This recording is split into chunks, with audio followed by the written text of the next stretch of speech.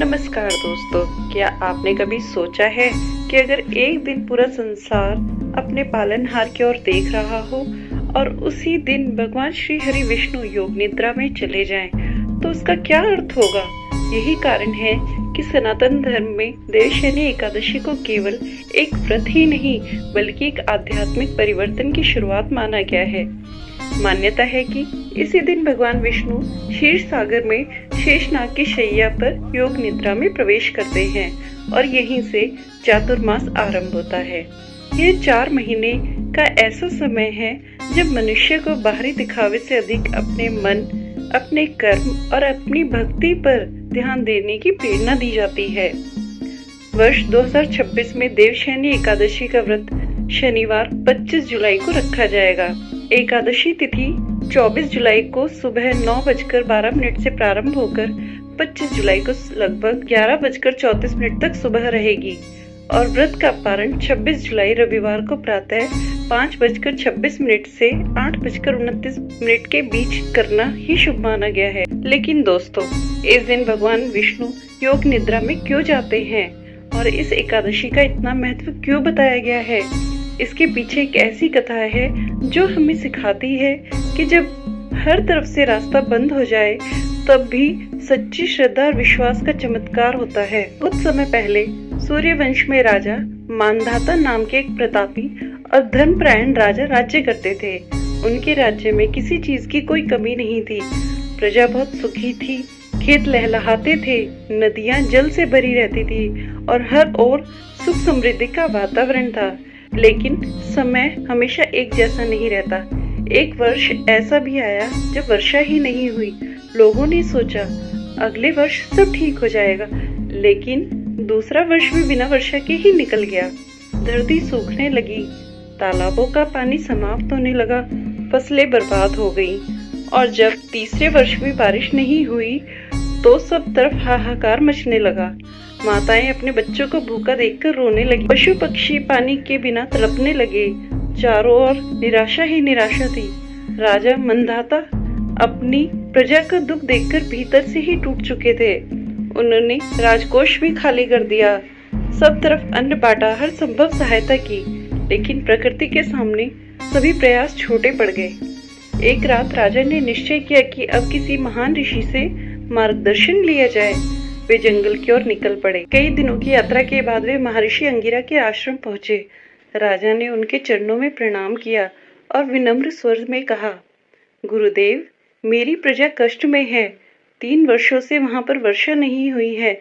मैंने अपनी ओर से हर प्रयास किया, लेकिन अब कोई उपाय समझ में नहीं आ रहा है। कृपया ऐसा मार्ग बताइए जिससे मेरी प्रजा का कल्याण हो सके। महर्षि अंगिरा ने राजा मानधाता की ओर देखा और शांत स्वर में कहा, राजन, इस संसार में जब मनुष्य के सारे उपाय समाप्त हो जाते हैं तब ईश्वर का मार्ग ही शुरू होता है। तुम्हारे राज्य की यह विपत्ति भी भगवान श्री हरि विष्णु की कृपा से दूर हो सकती है, लेकिन इसके लिए केवल राजा का नहीं परंतु पूरी प्रजा का विश्वास जागना भी जरूरी है। राजा ने हाथ जोड़कर पूछा, गुरुदेव, मुझे क्या करना होगा? ऋषि बोले, आषाढ़ शुक्ल पक्ष की एकादशी आने वाली है। यह वही पावन तिथि है जिस दिन भगवान श्री हरि विष्णु योग निद्रा में जाते हैं।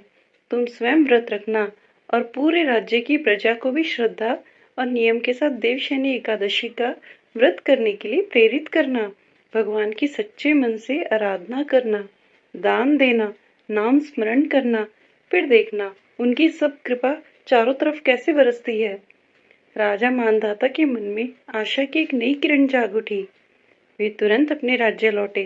राजा ने घोषणा करवा दी कि आने वाली देवशयनी एकादशी पर हर घर में भगवान विष्णु की पूजा होगी। एकादशी का दिन भी आया। सुबह से ही पूरा राज्य भक्ति में डूब गया। कहीं शंख बज रहे थे, कहीं विष्णु सहस्त्र नाम का पाठ हो रहा था, कहीं भजन कीर्तन चल रहा था। हर घर में दीपक जल रहे थे। लोगों ने अपनी सामर्थ्य के अनुसार व्रत को रखा। जिसके पास जो था उसने वही भगवान को अर्पित किया। किसी ने तुलसी चढ़ाई, किसी ने फल, किसी ने जल, तो किसी ने अपनी केवल श्रद्धा। कहते हैं कि भगवान को वस्तु नहीं, भक्त का भाव प्रिय होता है और जब पूरे राज्य ने एक साथ भगवान को पुकारा तो उनकी भक्ति व्यर्थ नहीं गई। कुछ ही समय बाद आकाश में बादल छा गए, तेज हवाएं चलने लगी और फिर शुरू हुई वर्षा, जिसका लोग वर्षों से इंतजार कर रहे थे। सूखे हुए तालाब भर गए, नदियां फिर से बहने लगी, बंजर खेतों में हरियाली लौट आई, भूखे लोगों के घरों में अन्न पहुंचने लगा और पूरे राज्य में फिर से खुशियां लौट आई। राजा मानधाता की आंखों से खुशी के आंसू बह निकले। उन्होंने भगवान हरि विष्णु को बार बार प्रणाम किया और महर्षि अंगिरा का आभार व्यक्त किया। दोस्तों, यह कथा हम केवल एक चमत्कार की कहानी नहीं सुनाती, बल्कि ये सिखाती है कि जब जीवन में हर रास्ता बंद दिखाई दे, तब भी विश्वास, भक्ति और अच्छे कर्म व्यर्थ नहीं जाते। इसलिए देवशयनी एकादशी को भगवान विष्णु की कृपा प्राप्त करने वाली सबसे महत्वपूर्ण एकादशियों में से एक माना गया है। यही कारण है कि देवशयनी एकादशी से चातुर्मास की शुरुआत होती है। इन 4 महीनों में साधु संत एक स्थान पर रहकर साधना करते हैं। भक्त अधिक से अधिक जप, तप, दान और सत्संग करने का प्रयास करते हैं और कई लोग अपनी किसी एक बुरी आदतों का त्याग भी करते हैं। अब बात करते हैं इस पावन दिन में हमें क्या करना चाहिए। देवशयनी एकादशी के दिन सुबह ब्रह्म मुहूर्त में उठकर स्नान करें और स्वच्छ वस्त्र पहने। यदि संभव हो सके तो पीले वस्त्र धारण करें। घर के मंदिर में भगवान श्री हरि विष्णु और माता लक्ष्मी की पूजा करें। भगवान को तुलसी दल अवश्य अर्पित करें, क्योंकि तुलसी के बिना भगवान विष्णु की पूजा अधूरी मानी जाती है। पीले फूल, फल, पंचामृत या अपनी श्रद्धा के अनुसार भोग अर्पित करें। यदि संभव हो तो पूरे दिन उपवास रखें। जो लोग स्वास्थ्य कारणों से निर्जल या कठोर व्रत नहीं रख सकते, वे फलाहार करके भी श्रद्धा पूर्वक व्रत कर सकते हैं। इस दिन ओम नमो भगवते वासुदेवाय नमः मंत्र का जाप करना अत्यंत शुभ माना गया है। इस वर्ष 2026 में यह व्रत 25 जुलाई को रखा जाएगा। दोस्तों, अक्सर लोग सोचते हैं कि व्रत रखने से केवल धार्मिक पुण्य मिलता है, लेकिन हमारे शास्त्र हमें एक और बात सिखाते हैं। व्रत केवल भोजन का त्याग ही नहीं है। व्रत का अर्थ है बुरी आदतों का त्याग, कटु वचन का त्याग, क्रोध का त्याग और अपने मन को भगवान की ओर लगाना। अगर पूरा दिन भूखे रहकर भी मन में अहंकार, ईर्ष्या और क्रोध भरा रहे, तो व्रत का वास्तविक उद्देश्य अधूरा रह जाता है। लेकिन अगर सच्चे मन से भगवान को याद किया जाए, किसी भूखे को भोजन कराया जाए, जरूरतमंद की मदद की जाए और मन में प्रेम और दया का भाव रखा जाए, तो यही व्रत भगवान को सबसे अधिक प्रिय होता है। इसलिए कहा जाता है कि देवशयनी एकादशी केवल एक व्रत ही नहीं, बल्कि अपने जीवन को बदलने का एक अवसर है। अंत में बस यही प्रार्थना है, भगवान श्री हरि विष्णु की कृपा आप और आपके पूरे परिवार पर बनी रहे।